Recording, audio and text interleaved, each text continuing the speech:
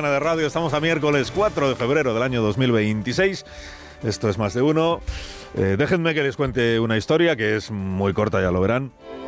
Y que, por supuesto, pues es una historia de lluvia en consonancia con el día este que tenemos. Menudo día que tenemos. Ni a Gene Kelly se le ocurriría hoy echarse a la calle sin necesidad de hacerlo. Y con este aire de ole, ole, cómo me gusta que llueva que tenía en la película, que era una ficción, naturalmente, cantando bajo la lluvia. La historia desgraciada y cruel de aquella actriz de cine mudo, que este es el argumento de la película, aquella actriz de cine mudo llamada Lina Lamont, que ve su carrera peligrar cuando llega el cine sonoro porque su voz, que es aguda y estridente, no hay quien la aguante en la pantalla, ¿no? Verla sí, pero escucharla, ¿no? O sea, cantando bajo la lluvia, en este sentido, que hablaba de la transición del cine mudo al cine sonoro, venía a ser como la versión festiva de Sunset Boulevard, ¿no?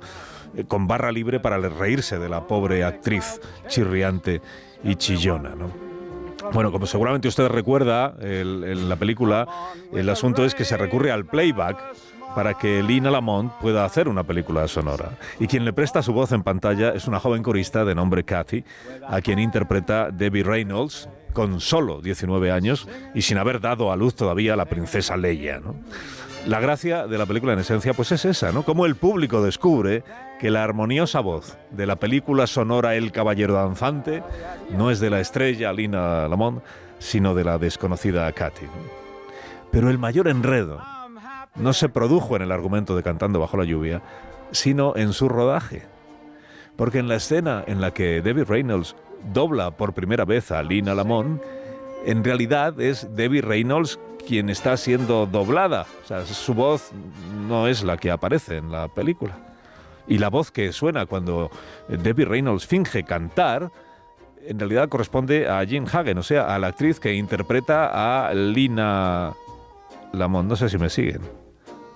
Que vemos en pantalla a Jean Hagen con su horrible voz de bisagra doblada por Debbie Reynolds, con su dulce voz de corista, pero en realidad es Debbie Reynolds quien está siendo doblada por Jean Hagen. Total, un lío. Un lío en el que ya nadie sabe pues quién abrió la boca primero y a quién pertenece en realidad la voz que entona la canción que suena, ¿no? Pedro Sánchez, que no admite dobles y que tampoco canta, que yo sepa, tiene la extraordinaria habilidad de generar confrontación, incluso cuando la medida a la que acaba de sumarse cuenta con el consenso de la abrumadora mayoría de los grupos políticos. Podría decirse esto de las pensiones, es verdad. Una actualización respaldada por la abrumadora mayoría del Congreso, que él ha conseguido que parezca, a base de colarla premeditadamente en un decreto potaje, motivo de división irreconciliable. O sea, ficción, pura ficción. Este numerito del decreto ómnibus, que patina, que cae en el charco, digamos, del Parlamento, y que fuerza al gobierno a ensayar nuevos pasos de baile para salvar la dignidad y la paga de los pensionistas. Es un numerito que está tan visto que este año no ha merecido aplauso ni siquiera de la prensa no crítica, ¿no? Bueno, lo de las pensiones lo tenía descontado todo el que tuviera ojos, empezando por los pensionistas. Pero fíjese que Pedro Sánchez ha sido capaz de generar lío, incluso cuando se apunta a esta otra medida que tiene el respaldo de la mayoría del Congreso de los Diputados, que es regular las redes sociales para que sus propietarios respondan legalmente de los excesos y o delitos que en las redes sociales se cometen, y para que los menores de 16 años en España tengan limitado el acceso o prohibido el acceso a las redes sociales, como diría una madre, por su bien, para protegerles de contenidos tóxicos que generan comportamientos aún más tóxicos cuando son consumidos a tempranas edades, ¿no? El presidente hizo sonar ayer su voz en un foro de gobernantes que se celebra en Dubái y al que aquí nunca se le prestó atención, para hacer pasar por suya la prohibición de las redes sociales a menores de 16 años, ¿no? España prohibirá, dijo, como si él o su persona fuera en España. Spain will ban access to social media for minors under the age of 16. España acabará prohibiendo las redes sociales para menores de 16 años, pero si lo hace no será por decisión del gobierno, que hasta ahí no llega, será por decisión del Parlamento, que es quien legisla. Es conocido el vicio de los gobernantes de suplantar a los parlamentos para hacer creer al público que su voz vale más que la de los 350 diputados juntos. En catalán juntos se dice Junts. Esta medida, como otras que entonó ayer el presidente, saldrán adelante porque la mayoría de los grupos del Congreso las respaldan. En Sumar, que es una marca política siempre en busca de voz propia y casi siempre reducida a la condición de subtítulo, en Sumar se han enfadado porque Sánchez siempre les afana las mejores banderas.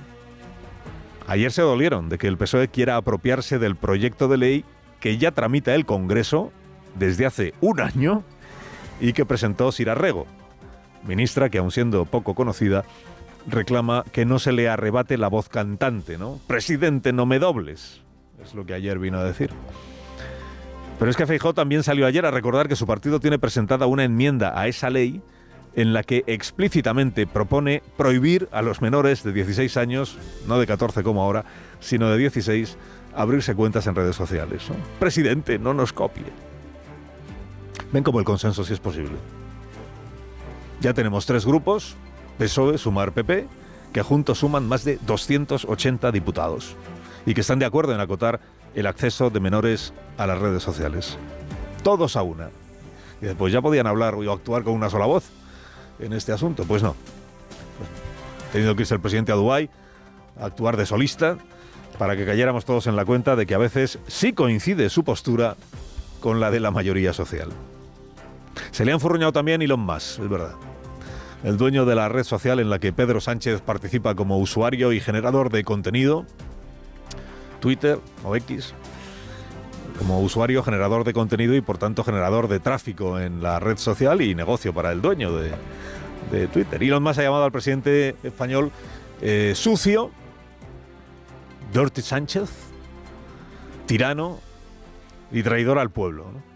Fíjate que lo de Dirty Sánchez yo pensé que lo decía por la corrupción, pero luego leyendo El País me he enterado, y se lo escuché ayer con excesivo detalle a Rafa en La Brújula, que Dirty Sánchez es una expresión, que no es que aluda a nuestro Sánchez, que es que se dice así Dirty Sánchez en alusión a una práctica sexual coprófila.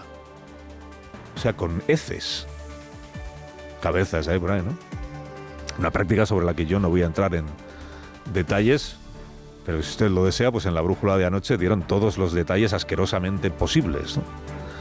Bueno, entonces, en la misma semana, una concejala del PP insultó a Sánchez en un mitin e Elon Musk llamó a Sánchez sucio, tirano y traidor al pueblo. Dice, pues lleva una semana el presidente que madre mía.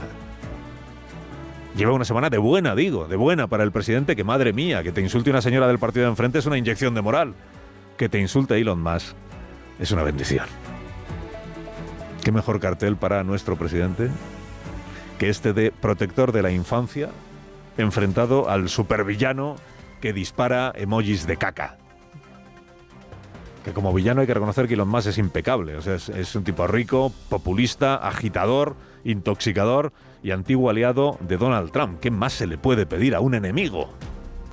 Pues se le puede pedir que multiplique por 1000 el impacto de tus palabras y tu fama replicándote a ti groseramente en Twitter, que justo eso es lo que ayer ha hecho el villano, ¿no? Consagrar a Dirty Sánchez como su némesis internacional. Como decía Aníbal, no Lecter, sino John Aníbal Smith, o sea, el coronel del equipo A.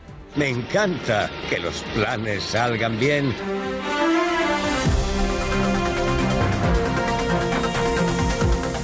Bueno, menos bien le salió al presidente esto de cargarle a Feijóo la falsa incertidumbre de los pensionistas y este otro plan de salvar el llamado escudo social a base de aguarlo para tener a la derecha nacionalista contenta, ¿no?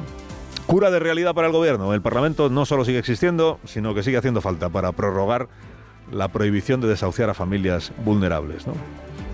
Concedes al PNV, como ya contamos en la mañana de ayer, que se cuelgue la medalla ante su público de permitir que pequeños arrendadores desahucien a inquilinos, aunque sean vulnerables, inquilinos que no pagan porque no pueden pagar. Le concedes ese mérito al Partido Nacionalista Vasco. Te tragas tú el sapo, te lo tragas tú y se lo traga Sumar, el sapo de aceptar que la protección para estas familias vulnerables ya no sea tanta como antes. De hecho, en el texto del decreto que acaba de publicar el BOE, lo que se dice es que ya no podrá aplicarse lo de la prohibición o suspensión del desahucio para aquellas familias vulnerables que residan en pisos propiedad de personas físicas que tengan menos de 10 pisos. Si son personas jurídicas o personas físicas con más de 10 pisos, entonces sí se puede aplicar la suspensión del desahucio, prohibido desahuciar. Pero si tienen menos de 10 pisos, entonces no. Ayer decíamos un piso en propiedad y otro que también es tuyo y que lo tienes alquilado. El texto del decreto de lo que habla es de hasta 10 viviendas. Que no se entere Podemos. Bueno, ya se habrá enterado. Digo, concedes al PNV esa medalla. Tú te tragas el sapo de que te digan estás levantando el escudo social a algunas familias vulnerables. Dices, pero así nos ganamos a Junts per Catalunya, y se te aparece después Junts. Y encima se te aparece en coche, como hizo ayer Míriam Nogueras, para recordar que sin ellos no eres nadie, por muy PNV que tengas, i que te tombaran otra vez el escudo. Des de Junts per Catalunya sí que podem dir que votarem en contra de prorrogar una mesura que no només no soluciona el problema, sinó que és injusta. Es Míriam Nogueras, que tiene más de 16 años y que se grabó este vídeo y lo publicó en una red social. Dice, votaremos, no, que se sepa. A falta de leer la letra pequeña.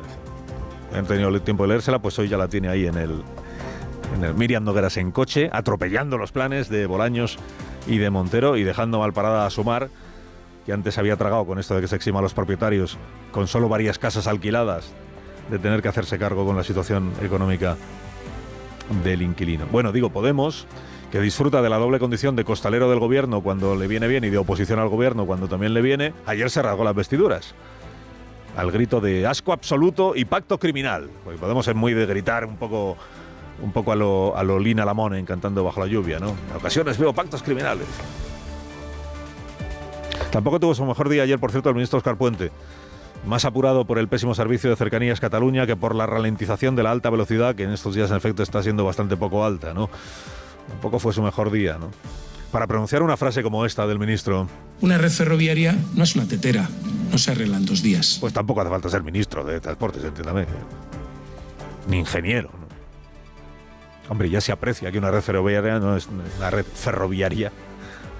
una tetera, ¿no? Claro, no es ni una ensaladera tampoco. El asunto es cuántos años más necesita el gobierno de Pedro Sánchez para dejar de cargarle la culpa del pésimo servicio de cercanías en Cataluña a los gobiernos anteriores. La herencia recibida cuando uno lleva 7 años y 8 meses gobernando un país deja de ser coartada para convertirse en parodia. Sánchez lleva más tiempo gobernando del que estuvo Mariano Rajoy. Rajoy además tuvo que sortear el rescate porque estábamos en recesión. Sánchez ha disfrutado de una inyección de dinero europeo nunca antes vista, ¿no? Pero en 7 años y 8 meses no ha dado tiempo a resolver lo de Rodalías. Claro, la pregunta es, ¿cuántos años más necesita el gobierno? ¿2? ¿4? ¿6? ¿15? ¿20? ¿40 años? Escuchas a Alsina en Onda Cero. Dirección de sonido.